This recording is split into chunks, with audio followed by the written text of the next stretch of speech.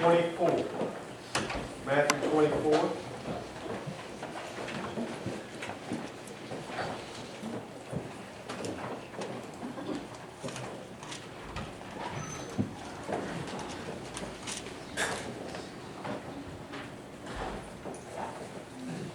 And today, I felt God touching my heart this week to speak. You know, sometimes in the church, we just assume that people know why we do what we do. And Advent is one of those things, the Advent candle and the season of Advent is one of those things that churches have done for years, forever and ever. But sometimes we don't really know exactly why we do it and exactly what it represents and how it affects us in our daily life today. Because there's a daily application to this. And I want to share this with you, some things that God put in my heart about Advent and what we should be doing as the Christmas season approaches and what that means. First of all, start out, I'll be a little bit funny. Whenever we have somebody, I want to pick on my wife a little bit, but that's okay. Whenever we have somebody coming over to the house, whenever we have guests coming over, one of the first things she always asks me is, "You got your bathroom cleaned up?" It's like, I don't have anything in there. You know, like this is probably TMI, but my bathroom reading is a Bible. That's the only thing that's in there. I don't have all this other stuff in there. Maybe my toothpaste is out, I don't know, and a bar of soap, but there's not too much. But whenever we're having somebody come over, we always have to make sure that the house is picked up, right? Isn't that what you do? I don't know, as the pastor, and this is, and my wife will tell you, with me it doesn't matter. I really honestly don't notice. But as the pastor, you know, I've visited lots of people in my life. I've been to thousands of homes. And almost every time I get this, "Please excuse the mess." So I hear that all the time. It's like, I wasn't really looking, you know, I wasn't really thinking about it. But everybody is conscious about what their home looks like when a guest comes over, right? That's kind of what we do. And I just teased her a little bit. I do the same thing. I assure her, I said, "Jeannie, I have this house picked up in 5 minutes. I'll have it looking nice before the guests get here, and we'll get it." But when you have guests coming over, you kind of like your house to be presentable, right? Now, I will say this, and it's nobody that's in here now, but I have been in a couple of homes in my life that wasn't going to happen no matter how long they started. I really have. I've been like, "Boy, how do you live here?" Because I'm not a neat freak. I don't really care. But boy, there's been some place like, how can you even exist? But that's another story. But whenever we have a guest coming over, we usually try to get the house cleaned up because we want to offer, you know, our best to our guests, you know, and show respect and that kind of thing. But at Christmas time, what we celebrate is something much bigger than just a guest coming over to your house. And one of the terms that is associated with your Christmas time is the term Advent. And for those of you who might not know, this Sunday is what they call the first Sunday of Advent. It begins what we call the Christmas season. And it begins, it's a tradition, 4 weeks before Christmas, before the Christmas Sunday. So December 1st, this week, is our first Sunday in Advent. Now, the word Advent comes from a Latin word that literally means waiting on somebody. And but the Latin word actually comes from the original word, is a Greek word that is the word parousia, P-A-R-O-U-S-I-A, parousia. And that's actually the term that's commonly used to describe the second coming of Christ, the parousia. That's the second coming. And so what happens is, in Advent, what it represents is that we are waiting on somebody. We're waiting on an important guest. We're celebrating a remembrance of the coming of somebody that was very important. I don't know if y'all remember. It's kind of a neat little song. They always pray it every Christmas, and you know, once or twice is enough for me. I don't like I'm not a big like played 1,000 times, but y'all remember that song? There's an old man that lives by himself, and he's always served the Lord, and he loved the Lord. And one day, while he was praying, an angel appeared to him and said, "Hey, I'm going to come." Jesus said, "I'm going to come visit you today for Christmas." And so he had the house all fixed up, and he made a meal, and he had everything ready. he said there was a knock on the door, and it was like a little kid that was lost. And so, he had to leave his house. He had to take the little kid home, and find his way through the woods and get him back home. And then later on, there was an old woman that needed help. She was broke down, and then there was no man. Anyway, there was all day long, all these people came, and he kept waiting, and the Lord never showed up. And so at the end of the night, he was disappointed. He said, God, I had everything ready for you, and you didn't come. He says, yeah, I did. I came 3 times. He said, I was the little boy that was lost, and I was the woman that, was hungry, and I was the... And so the point is that it's the story of somebody who had everything ready, and it was extremely important for a very important honored guest that was going to come to visit his house. And that's what the church is celebrating when we celebrate Advent. But another thing that a lot of times that we don't think of is that there are actually 3 comings of Christ that we celebrate. And Advent is actually bigger than just Christmas. For those of you who might not be aware, the 3 comings of Advent are, number 1, first, the coming of Christ in the flesh, which is what we celebrate, what we call Christmas, is when he was born as a baby in a manger. That was the first coming of Christ. The second coming is actually what came in Pentecost, when Christ died, and then he rose into heaven, and the Holy Spirit came. And on that day, that the church was formed. Those who received Christ received his Holy Spirit. That's the day of Pentecost. That's the second coming. And what we call the second coming of Christ is his return. Someday when he's coming back to set all things right. The judgment and all that kind of stuff. And I'm not here today to talk about judgment. I'm not here to talk about hellfire and brimstone. I'm just talking about that Advent represents the coming of a guest. Somebody who is honored and important, and it represents our responsibility to get ready for that. Now, let me give you a little more history. I told Doris, I said I'd make her heart do good today, from her Lutheran background. Actually, the origination of just the idea of Advent happened in the 16th century in the Lutheran Church. They are the ones who developed that. Then, in 1839, a Lutheran pastor, a German Lutheran pastor, who worked with children, developed what you see right here. This is where this came from. And he did this so he could tell the story to children and give them an object lesson of what the coming of Christ meant. And so, you have the wreath of the evergreens, which represents everlasting life. That's, I'm not going to do the whole thing. And we don't have one on this, but a lot of Advent wreaths actually have a crown, which represents his lordship, his glory. And then you have the candles that represents like the angels and the shepherds and the prophets, and the wise, and then the Christ candle. And each one represents a different set of people who played a story in the coming of Christ. And so that's what that represents. And so that's why on Sundays during Advent, I'm not real big, for those of you who don't know me a lot, guest or whatever, I'm not real big on religious practices and, doing all these things. But at the same time, I do think it's important that we be called to remember things that are important. Because one of the things that we can never forget is our history of how we got here and why we're here and what that means to where we are today and where we're going.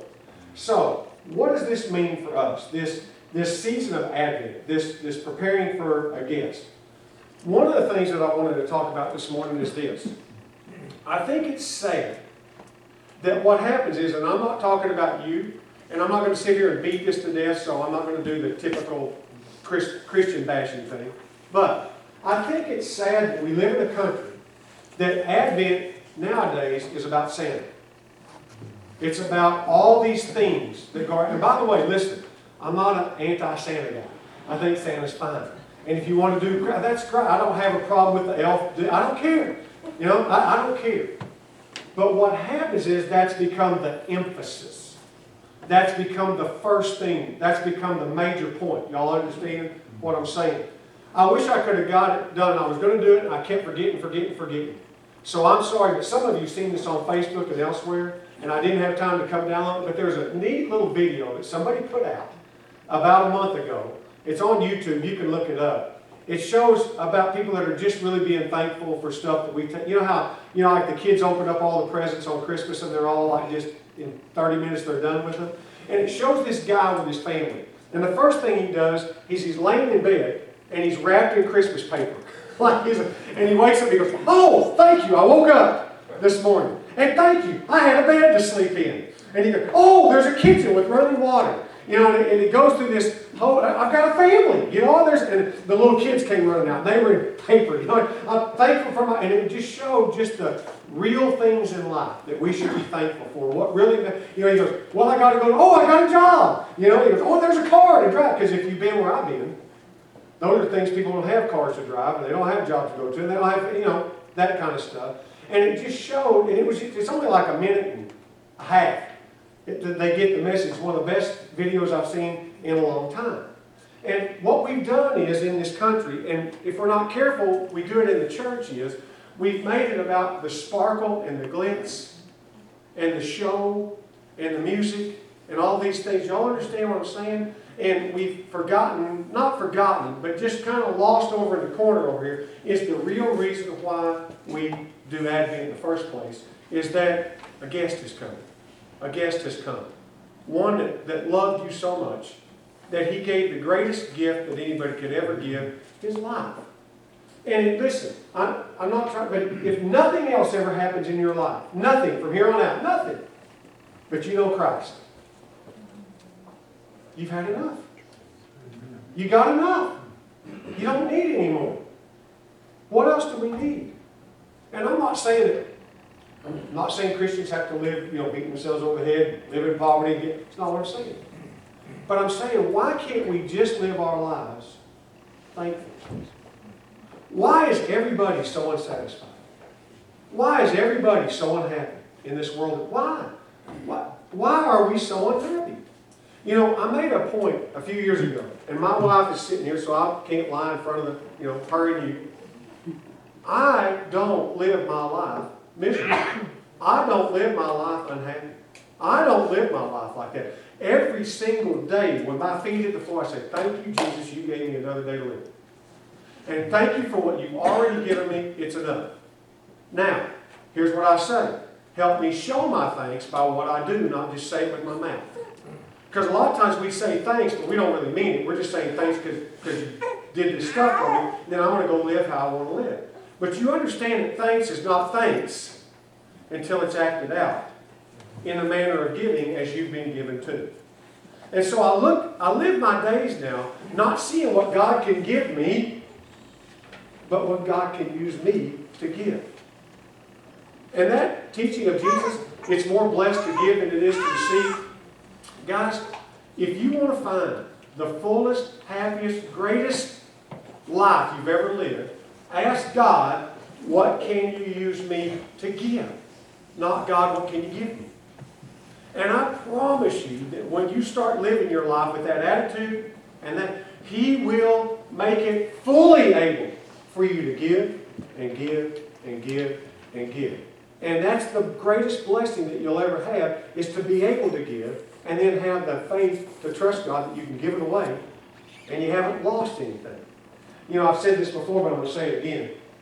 Jeannie, I never read the book she tried to get me to, and I just never got around to it. But Mr. Phillips, that started Phillips Petroleum, that from the beginning, way back in the early, like at one time was the richest man in the entire world, ever. He ended up giving everything away, all of it. And he said, you never really own anything until you give it away. Because if you can't give it away, it owns you. And that's one of the greatest lessons that I've ever learned in my life, is about the idea of possessions. Now, back to my point right here. If we're going to say that we are welcoming the greatest, most honored guest that we could ever, if we're anticipating his coming, his appearance, if we're going to remember that, what is the greatest thing that we can do to prepare for that? How do we get our house in order? How do we clean things up? How do we get it ready? What would He want to see when He came into our house? A people who gave. A people who were thankful. A people who were grateful. A people who loved. A people who served. Do you know, I won't beat you to death with this today. I'm not going to go into it. But we've been studying that book on Wednesday nights, The Calvary Road, what it really means to be a servant. And we're going to do that in here sometime. I'll tell y'all when we're going to do it so you can make plans to be going. It talks about what a bond servant really was in the Scripture. And the Bible says that we're bond servants of Christ. It talks about what that really meant, what it meant to be a bondservant. I mean, literally, like, you didn't have any say over what you did or where you went. You know, no right to complain. And, I mean, there's a lot of stuff involved in being a bondservant. And we get saved, and we love the Lord, and we get to go in, and then you know what happens pretty quick? We want to dictate to God how things ought to go from here on. When God has this perfect, eternal, blessed plan for your life and for mine, that if we just let Him call the shots, you find yourself naturally with the thanksgiving and the peace and the joy and the blessing and the rest. How many of you, if you would be honest, just would like to get to a point, or need to be a point in your life where you can just say, I can rest, I can relax, I can sleep, I can take it easy a little bit. I didn't say when you serve the Lord you're going to be lazy. He's going to work your butt off. But it's going to be that which brings rejuvenation and joy. And how many of you have a job that you just love so much you can't wait to get there? Anybody? I got to be careful. Hey, that's good. That's good. Because the majority of the world doesn't. The majority of the world hates their job. And they hate what they're doing. And they hate having to go to work. And did you know that? It's like, I think it's up to now, the dissatisfaction with the job is up to like 67% in the majority of American citizens of the job satisfaction that they have, of what they do. Guys, God never intended for it to be that way. He never intended for your life to be that way. Look, Jesus said, come to me, all ye who are weary and heavy laden, and I'll give you rest. Take my yoke upon you, because my burden is light. I'm not going to wear you out. I'm not going to stoop you over. I'm not going to break your back. I'm not going to make you miserable. I want to give you not only a purpose, but joy in that purpose. But here's the thing. Because we're trying to satisfy the commercial guest. And all the world tells us that we should be anticipating and seeking and getting. We're wore out. Everybody's wore out. We don't have time to enjoy Christmas. We don't have time to enjoy Advent. We don't have time to enjoy family. We don't have time to enjoy our lives because we're too busy trying to get all that kind of stuff that the world says we got to have to be happy. When all we need is that guest to sit down and visit with us. Any of y'all having somebody that's a friend of yours that you love to see? Now, I know I'm not going to do the other one because I know that expressions I get. I know y'all have people that when they come, you kind of like, oh gosh, here they come. I know everybody's got that person. Any of y'all got that person that you just love to see them coming? Any of y'all got somebody like that? That you just love to see them coming? And you just love to sit down and just visit? And it's just so refreshing. And you always, when you get done, it's like, I always enjoy talking to you. I always enjoy spending time. It was great. It was great getting to visit. Y'all got somebody like that? You could do that every day. You can do that every day. That's Advent. It's not at Christmas. It's every day of your life. That the greatest guest, the most precious, friendliest, nicest, uplifting person you'll know wants to just come and visit with you every single day. And this Advent candle, this represents all the different walks of life and the people that God went and told He was coming. Shepherds were the lowest of the low. Y'all know that, right? Y'all know they were the dregs of society. Y'all understand it, right? Because they were like, they kept the sheep and they were nasty, dirty people, and they were the lowest of the low. The wise men were actually very intelligent. Actually, they were scientists of their day. They were scholars. They saw, when my dad died, I did this in his funeral. And it's the truth. If you knew my dad, this was the truth. One thing my dad taught me of the many that I appreciated more than anything in my life. My dad had this uncanny knack, is there was nobody too high that you bowed down to them or that they were, too good. And there was nobody too low that he wouldn't bow down to and help. I'm talking about the worst of the worst my dad would put himself under and help anybody. From here to here, it didn't matter who you were or what your station in life were, my dad was going to love you and he was going to minister to you and he knew how to talk to you. He knew how to do that. And I appreciate that my dad put that in my life, that I can minister or witness with anybody. There's nobody too high. I don't bow to anybody. And there's nobody too low. I don't put anybody down. I mean, absolutely nobody, because God's put that in my heart, that they're all important to Him, created by Him, and they have a right to know Him. Y'all understand what I'm saying? And so We've got to understand that we're all in this together in waiting on the one who can make you that person to others who need to see Jesus Christ. My question is, this Christmas season, how many of you, don't raise your hand, but how many of you would like to see somebody saved? How many of you would like to see somebody delivered from something they really don't need to be in?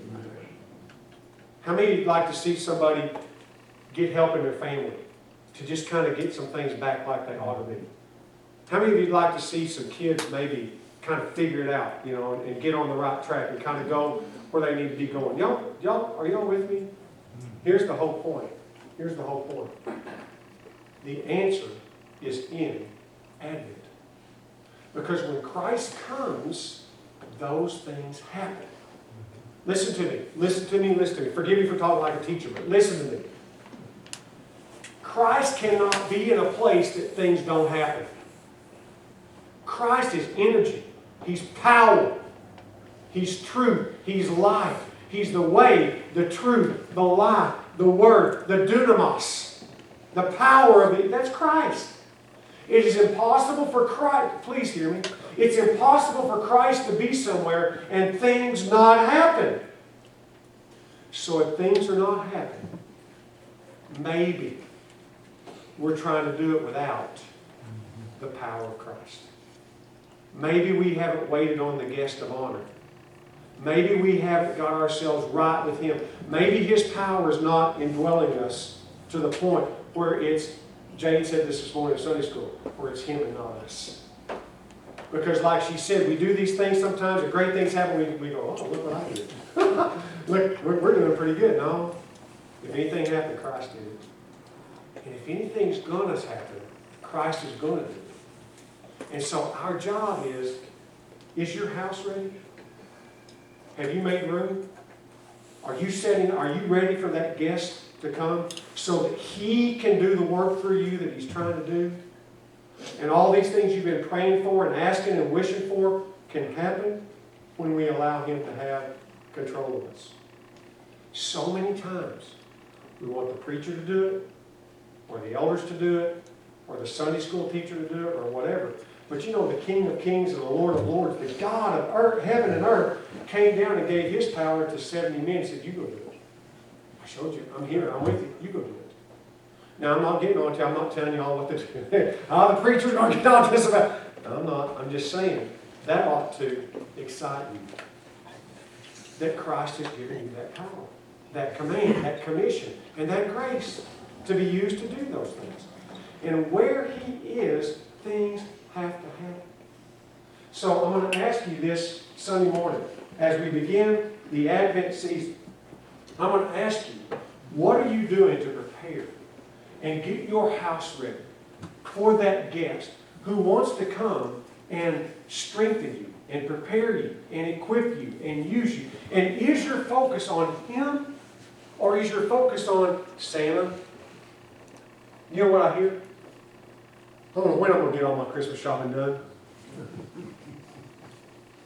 Don't do that. I'm just telling you, don't do that. Y'all hear me? If you get it done, fine. If you don't get it done, go visit somebody instead and have a meal.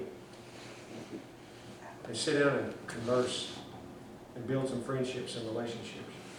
You with me? Save yourself a lot of money, a lot of stress, a lot of time, a lot of worry. Don't do that. Don't be Martha, that was in doing all the, be Mary, who was sitting at the feet of Jesus saying, I know what's important. Be careful who you are, okay? There's a song. I want to close with this. And this is my prayer. You can pray with me if you want to. But I've been praying this, preparing for Advent season. My favorite, it's one of my two favorite hymns.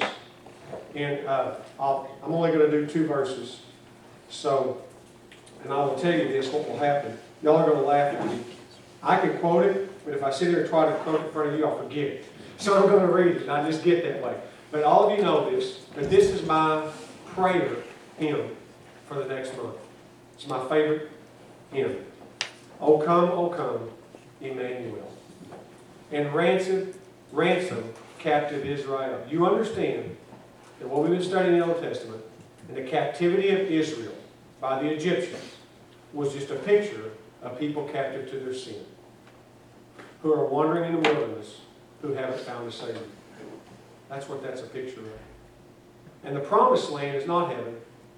It's finding the Savior and finding the victorious life that God meant for every one of us to live. That's the promised land. O come, Emmanuel, and ransomed captive Israel, that mourns in lonely exile here, until the Son of God appears. Rejoice, rejoice, Emmanuel shall come to thee, O Israel. O come, thou dayspring, come and cheer our spirits by thine advent here. Disperse the gloomy clouds of night, and death's dark shadows put to flight.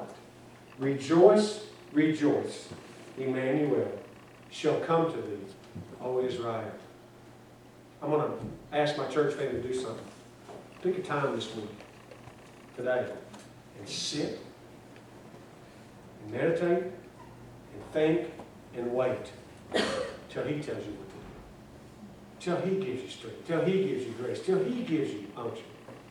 Just visit with Him a little bit and see if Christmas doesn't take on a whole new meaning and a whole new blessing and a whole new purpose for you, and give you a little rest from the rat race. One of my favorite sayings is, the problem with winning the rat race is in the end you're still a rat. It's time to get out of that race.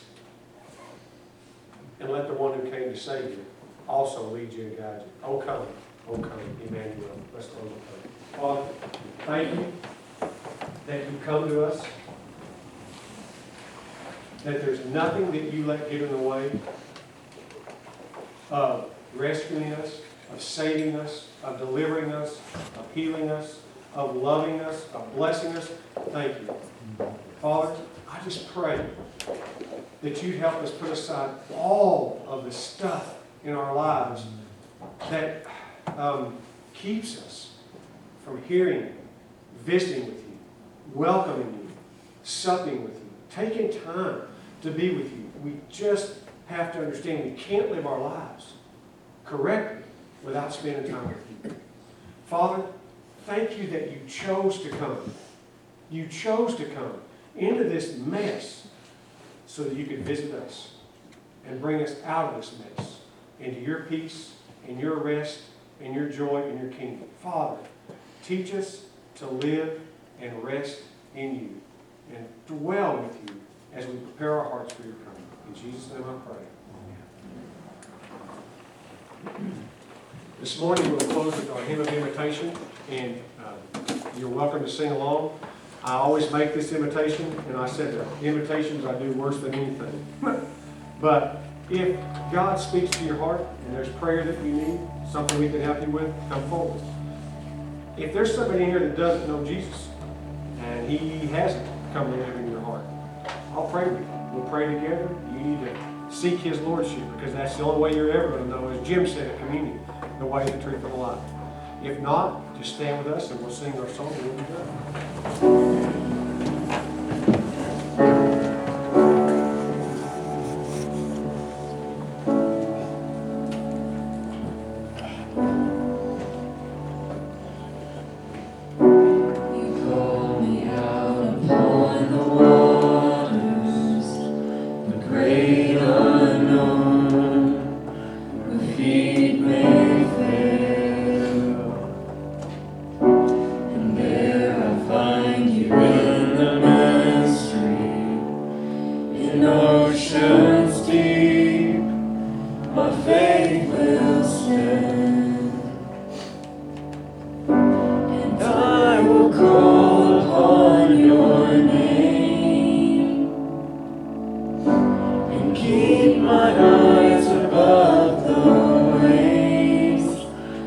Oceans rise, my soul.